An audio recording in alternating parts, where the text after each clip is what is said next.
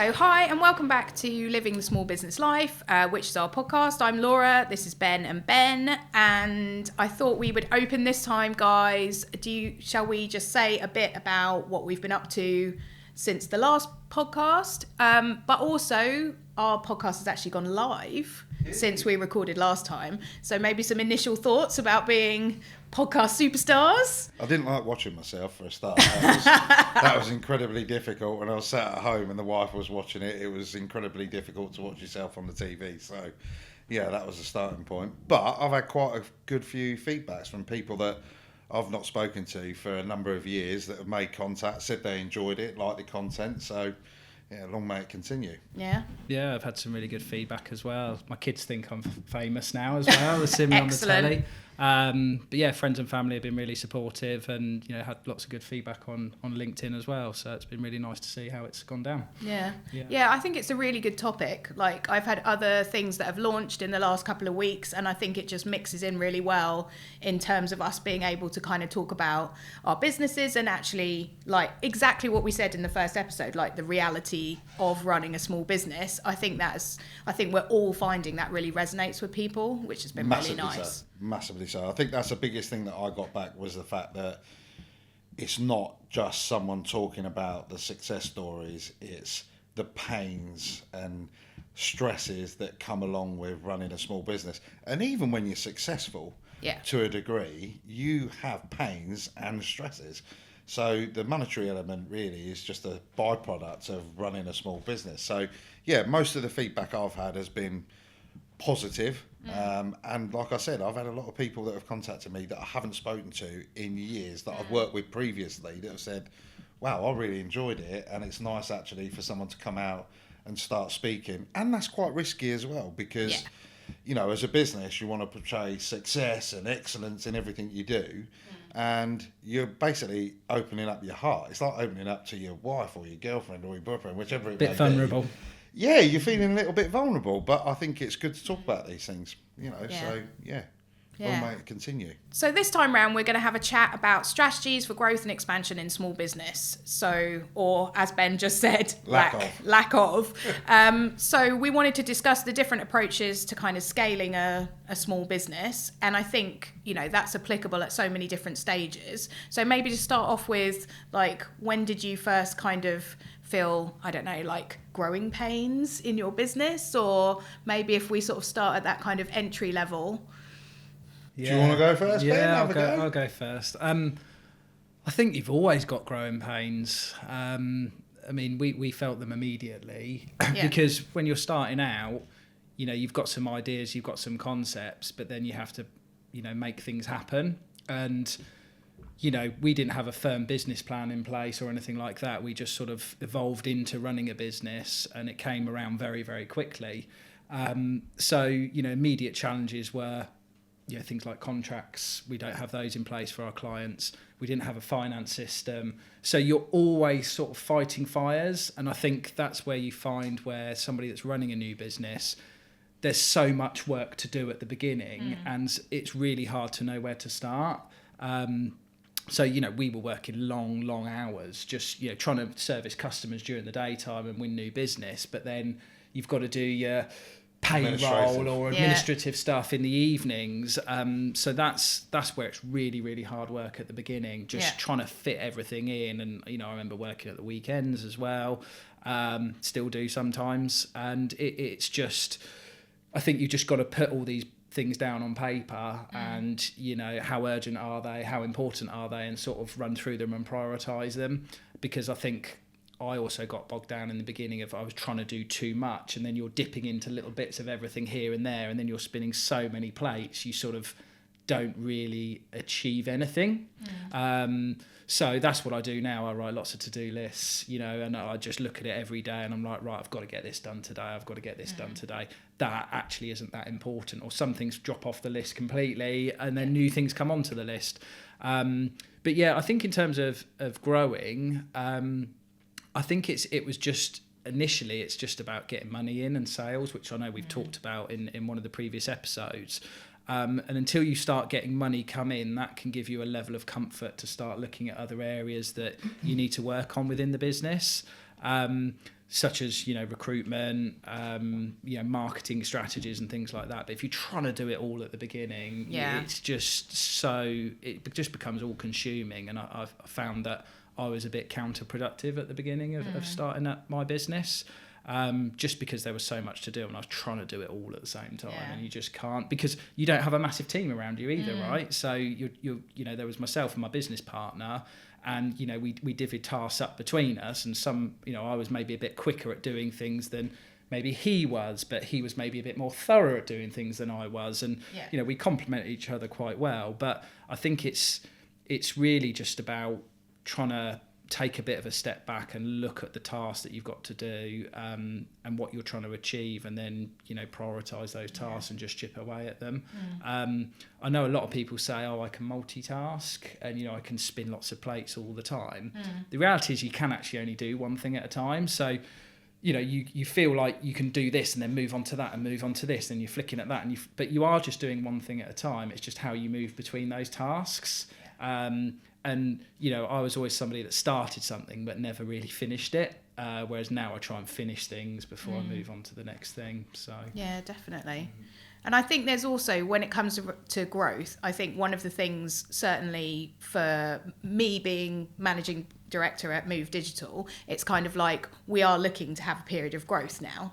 We're kind of ready for that. And I think it's also sort of balancing, like you said in one of our last episodes around kind of sales. You've got to get those sales in through the door, else how are you going to do all the other things? And I think at the moment for us as well, growth kind of looks like exactly that. Like, we need to get a few more sales. If I'm honest, we need to get a few more sales in through the door. And so there's extra time involved in doing that, but there's not necessarily that extra money, like revenue, like you say, growing the team. So you're sort of at that, like, could do with growing the team. How am I going to grow the team? How am I going to grow the business? It sort of feels, I think for me, it kind of feels like a step forward and a step back. Like we're sort of, kind of hovering a little bit for our business at the moment. Not stepping over the line, as it were. No, not quite. And I think sometimes you go through that where you're sort of, things, it's not even a plateau. It's not like everything feels the same. It's almost like you feel like this is the thing that's going to move you forward. And then it's like, oh, no, that wasn't quite the thing. And then you think, oh, no, it's going to be this thing. And, oh, that's not quite the thing. Yeah, I think you've got two types of growth, haven't you? You've got natural growth. Yeah. And then you've got organic growth, and then you've got planned growth. And planned growth is slightly easier because you will get a plan together, you'll get a strategy together on how many members of staff you need in your operations team, your finance team, your sales team, your telemarketing team, where you've got your strategies with marketing, whether you're doing SEO. There's a whole combination of things. Or then you've got organic growth, which could be just down to massive success, which I think we experienced very early on. We had a telemarketing team. We took on 4 telemarketers at the very beginning, wanted to book out everybody's diary, sales diary. I was out selling, my business partner was out selling. Virtually everybody was just out selling. And then all of a sudden we had more appointments than we had enough people to sit. So it was like, we need a salesperson quick. We got another salesperson, then we got another one, and then we got another one. And then we got to a point where we were over trading. So we were doing really, really well. But the problem is we weren't getting paid for best part of 60 days. But we were spending out all the money on equipment and infrastructure and cabling and resource, within a 30-day period. So it was like some months we were getting to the end of the month thinking, we haven't got any money, what are we going to do? So, I think there's definitely two areas that you can go down. I think you're quite lucky if you're in that organic, natural growth phase, because that shows that whatever you are trying to sell or whatever industry you're in and it is successful, then you've got a lot easier ship to steer than if you've got a plan that you're trying to hit a certain amount of metrics every month and you're not so sure whether you can hit those metrics. You're investing a lot of your cash into that plan that may or may not pay off, because it's all very well having historical KPIs that give you an indication of what may happen, But like we've said before, you might not have the right people in your team. You might not have the right salespeople. You might not have the right operational team that can implement whatever products you're selling. So there's a lot of things from a strategic planned growth that is a lot harder, I would say, than a natural evolution or organic growth in a business. And we certainly had some really tough times at the very beginning, because before, I think in the first 18 months we were in a business centre, and I think we'd moved into 4 different offices within 18 months, literally because people were sat on top of each other. And I think I've got some old videos that we might be able to sling up of the office one day. People were literally, it was like a kitchen. People were spinning around, bumping into each other, people trying to walk out the doors with equipment. And it was really tough. And the biggest thing that we struggled with at that point was literally the cash flow. It was the cash flow and nothing else, because we were just overselling, and it was just, we couldn't get the money in quick enough, and that caused us some huge problems. So, if you're looking at a strategic plan of growth, I would suggest that you make sure you've got at least a minimum of 6 to 12 months funding behind you to make sure that if anything goes wrong, because the last thing you want to do is go on a huge growth plan, recruit all these staff, have these additional costs in your business, and not have the money coming in, because you'll very quickly go bust, and that will cause you a huge amount of stress, which is what we're trying to avoid. There's also other areas for growth as well. There's the organic growth and planning for growth through strategy. But particularly in your industry and the IT industry, there's a lot of businesses that are buying other businesses, acquisitions going on. And we see that quite a lot with, maybe competitors, all of a sudden they've changed name and come part of a bigger group, or, and I know that's particularly prominent in the telecoms industry 100%. As well. We see that an awful lot, that, these businesses just change name overnight and become part of the exec group because, they've been acquired, and really they're buying the customer base to then go and sell other products and services into. I don't think probably any of the businesses sat here would probably look to acquire another company at the moment. It's not on the radar, is it? I'd always do it through either natural growth or a planned growth. I wouldn't do it through acquisition, because in my experience, working for a business or being a shareholder in a business that has been acquired, those companies that when you're buying that, let's say, base of customers, or you're buying a particular client, you don't know really what you're buying, because you don't see, all you see is numbers on a spreadsheet. That's the reality of it. You see a set of accounts and you see a set of numbers on a spreadsheet, and you can't determine whether or not those customers are happy. You could have a CRM system that may tell you your customers are happy, but we all know, if you want to go out and fight for great Google reviews and you want to get your Google reviews up, then that's normally something you have to actively go out and push for. There are not many businesses that I would suggest that are sat, because I think I mentioned this in one of the first episodes, this culture in this country is a complaining, moaning culture. So you will always go onto a website and see a lot of people that will potentially complain and moan about a particular product. But very rarely do you see companies that have just got a natural, let's say Google reviews or Trustpilot reviews, where it's just purely off the back of someone's had a pleasant experience and go out of their way to congratulate people on that. So I wouldn't personally go for an acquisition, and we're not in a financial position to go out on an acquisition model. So we would literally look at natural growth, which I have found incredibly difficult since the C word, COVID. Are we actually going to let you talk about COVID this time round? Thank you. Okay, fine. I know no one wants to talk about it. It's something that happened and it's gone now, and nobody really wants to discuss it in any detail. But it nearly sunk us. It nearly put us under.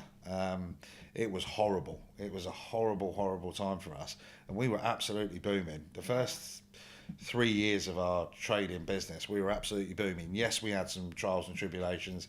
Yes, we had cash flow issues for over trading. Yes, we had operational issues. We had all these issues that people experience. But like I've mentioned before as well, they can all be fixed with sales, which we were doing particularly well at.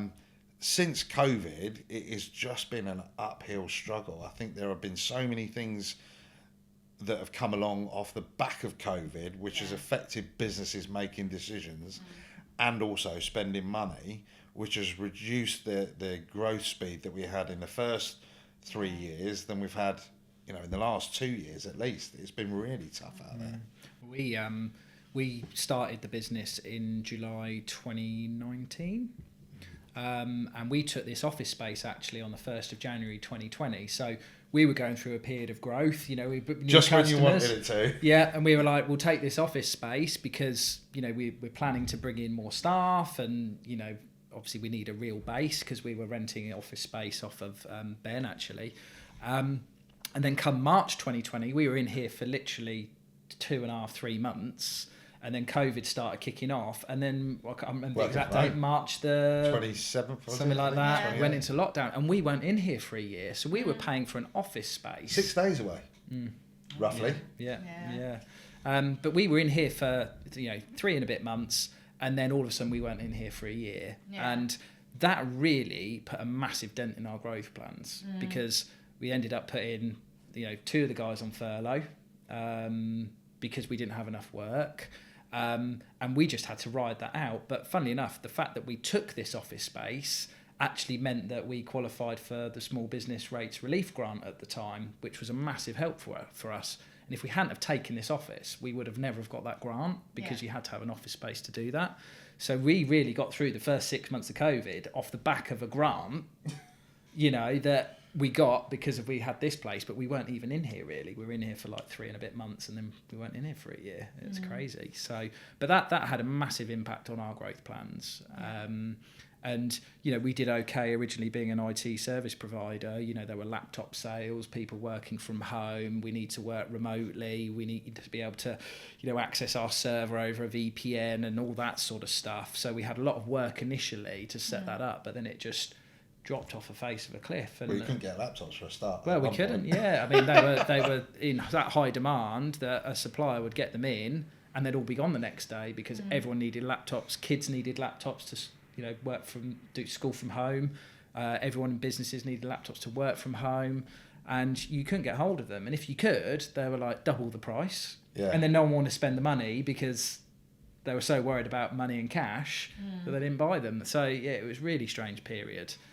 We had a similar experience with not so much with the laptops, but we obviously provide VoIP telephone systems, and we've always tried to, when we sold a VoIP telephone system, is try and get the end users to download the soft clients, whether that be on a laptop, desktop, whatever it may be, and a mobile phone. And not every customer pre-COVID would entertain it. I think the penetration rate at that point was like 16% or something silly like that. The day after Boris had come on the telly and said, "You're all working from home, don't go to work," our phones started ringing. I think about 6:30 I got the first call in the morning coming into the office, because we do a 24/7 out of hours as well, and the phones literally did not stop ringing. I think it got to about 9:30 that morning, and we did have everybody in the office because we obviously had doctor surgeries and various government agencies and charities, so we were classed as what did they call them? Key workers. Yeah, key workers. So we had to provide the services for those. But it got to the point, I think it was about 9:30 in the morning, we actually had to switch the phones off, put them on an answer phone and say, "Please be aware, we're taking a high volume of calls now. Please email into our ticketing service so that the staff can concentrate on," which we knew what the problem was. Everybody wanted to go to home working and nobody had downloaded the apps. They all wanted user logins, etc., etc. But it got to a point where everybody was on the phone taking these calls and not actually any work was being completed. And we were getting complaints that we weren't answering the phone. It was like, hang on a minute. The whole world has just been told to stay at home. We didn't build our business, and our operational model wasn't set up to take every single customer all ringing in at the same time trying to get the same things actioned. So that caused us a bit of stress initially. But that's the part of planning and strategy. I think expect the unexpected, because you just don't know. It's all very, very well having a plan in place, but you've got to be able to adapt quickly if something doesn't go your way. And I think COVID for a lot of businesses is, I don't want to labour on COVID, as it's one of my favourite subjects. I don't want to labour on it because it's been and gone now, and it just seems to have ruined a lot of things and a lot of businesses and a lot of livelihoods, which is very saddening. You know, we had over 40 odd businesses go into liquidation during the COVID period that I have no doubt would have been all right if it wasn't for COVID. So I don't want to labour on it too much, but yeah, I would say when it comes to strategy and growth and planning, you've just got to make sure that you expect the unexpected at any point, because things can change so quickly. Yeah, I think the other thing as well since COVID is we've had some other challenging factors, you know, economic factors and things like that going on. We've had Brexit, we've had wars in Ukraine, which has led to cost of living crises, and you know, other things going on in the world that has, I think, really impacted growth of businesses and their plans for growth. And just how that businesses now have to navigate their way. Maybe they can't plan as far forward as maybe they would have done previously, because there's been so many things come along in such a short space of time.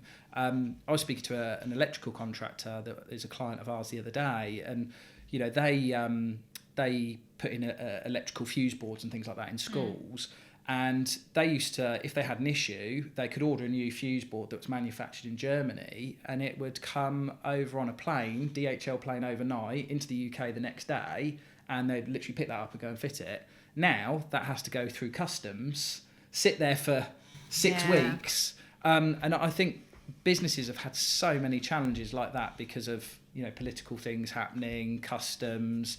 I know that we've experienced, you know, higher rates in terms of electricity, gas, fuel has been a big one as well. You know, we pay a lot of mileage costs. We've got engineers going out to sites, and you know, that's impacted the team as well in terms of, well, it's costing me more to get to work, so maybe we've given some pay rises or cost of living bonuses and things like that to help those guys out as well. So I think it's just been really, really hard where we did have a plan, it almost just got ripped up and thrown out the window. Short term. Yeah, and it is very, very short term at the moment, and we're struggling to go beyond a short term plan, which is almost like 3 to 6 months maximum, because you sort of feel like, when's this going to end and what's the next event that's going to really happen? You know, there's going to probably be an election this year, and what does that mean? You know, so there's so many things going on. And Let's not get political. No, to avoid that at all costs. But I just think that a lot of businesses at the moment are just like, I just want a break. You know, when's it going to stop, and when can we just get a chance to sort of recoup and, you know, reset ourselves a little bit, and then, you know, go again, whereas it's just sort of one thing after another. And I know I felt that as a business owner. It's been really hard to get going again.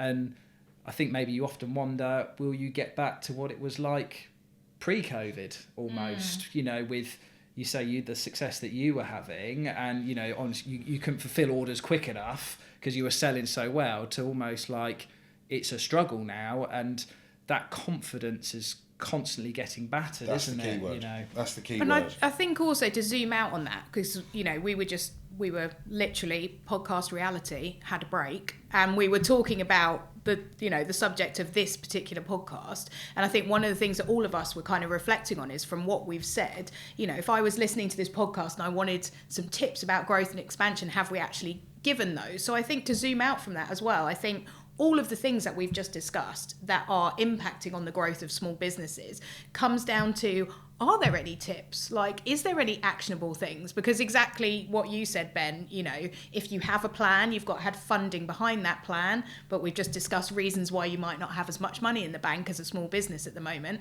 Otherwise, it's kind of like fly by the seat of your pants growth, and that has its own challenges, and it's very difficult to give somebody tips or advice around that if you're literally, like you were in, you know, end of the month, you know, wondering like, is it going to be okay next month? So I wonder if, like, I don't know, what's the takeaway at the end of this one? Is it that everything's a bit up in the air at the moment? To give you an idea on what we're doing at the moment, and Ben's hit the nail on the head, I think then there was a big word there, confidence. And I think there is a severe lack of confidence with a lot of businesses at the moment, and a lot of uncertainties with, you know, what's going on with elections looming and various other things, and there are a lot of outside influences that are affecting costs. Now, if I look at what we had forecast when we come back from COVID, reality is 22. I would say was maybe March, April, we started to get back into normal working. Everybody was back in the office, and we put a plan together. And I think now we've had a plan for growth that we've changed maybe 3 or 4 times since, because, like you've pointed out, there are so many things that are influencing your growth. You know, your fuel bill. You know, the fuel bills have gone, at one point for, you know, fuel was astronomical. Now, we pretty much were a nationwide company in terms of selling our products across the whole of England. We had to change that. That was our plan originally, and we've had to change that now to keep it quite localised, because we don't want to be travelling an hour and a half to a particular appointment, and, you know, somebody gets called out, they can't sit the appointment. It's a waste of fuel, it's a waste of time, a waste of efficiency. So we've had to really hone in our areas that we're selling to, which I think has then created other issues where, you know, we were particularly successful in the London area. I don't know why, but we were really, really successful there. And now we've come further up the motorway, and we did have customers further, you know, across the country, but we seem to have struggled more to trade in this area. And I don't know whether that's a combination of things that have happened outside of our business, that are the confidence thing that is lacking in businesses at the moment to commit to, you know, contracts or paying for services. And my advice would be that is to keep your plans short term, because if there are changes or costs increasing, you can react to them quite quickly. And I would definitely, you know, if you're expanding, I would definitely have some security behind you. I would probably look for funding, or look for some way of funding that growth, rather than trying to do it yourself from your own growth, because that can become quite messy. And the other thing, which is I've mentioned to you, Ben, quite a lot of times, I would rather have an 80% plan and execute it at 100% than have a 100% plan and execute it at 80%. So my advice would be, you know, depending on what industry you're in, because there are a lot of industries that are booming at the moment, there are, think very carefully about your growth over the next, you know, 3 to 6 months or 12 months, and just make sure you're protecting yourself and your staff, more importantly. Yeah, I think there's a lot in that, because I think if I kind of reflect on where we are sort of growth-wise with Move Digital, I think it is more of that, like, it's action. I definitely think we're in a period where our growth depends on us taking action, getting out there. We've done some really good projects with some really big names, and they are still sort of ongoing into the middle of this year, and I want to make sure that we build on that momentum. Like, part of my growth plan looks like, you know, we've done these projects and I want people to know about them, because they're fantastic projects, secondly they're amazing clients, and thirdly this is what I'd love to be doing, you know, and I'd really like to secure that future for Move Digital. So I think you're right in terms of, you know, planning. Yes, I've got some plans to make that happen, but ultimately action. I want to be out there making sure that we actually do it. So I think that would probably be my biggest growth tip, is sometimes it is just get out there, take some action. Yeah, 100%. I think as well, we're not, you know, all of our businesses are at different stages and different, have had different things going on with them over the last sort of 12, even 4 years, you know, with yourself, Ben, as well. You know, we haven't got all the answers, and this is the whole point of this podcast. It's not about how great we are. It's about what we've done and the pains that we've experienced. And I think absolutely, with our growing pains, we've experienced problems with recruitment, the wrong staff, and you know, that's probably a big ticket item to take away. Make sure you're getting the right staff to do the right jobs. Funding, cash has always been an issue, even in our most successful times. When we've been absolutely booming, cash has always been an issue. We've been what I would call running hot. You know, it was money in, money out, money in, money out, you know, because you're constantly growing, you're taking on more cars, insurance costs go up. And I'm very nervous at the moment, and that confidence word's come back into it, nervous about growth. And the reason I'm nervous about growth is uncertainty around fuel costs. You know, nobody knows what's going to go on. And funny enough, I was speaking to a friend of mine who runs a business in Northampton, and we were talking about fuel costs.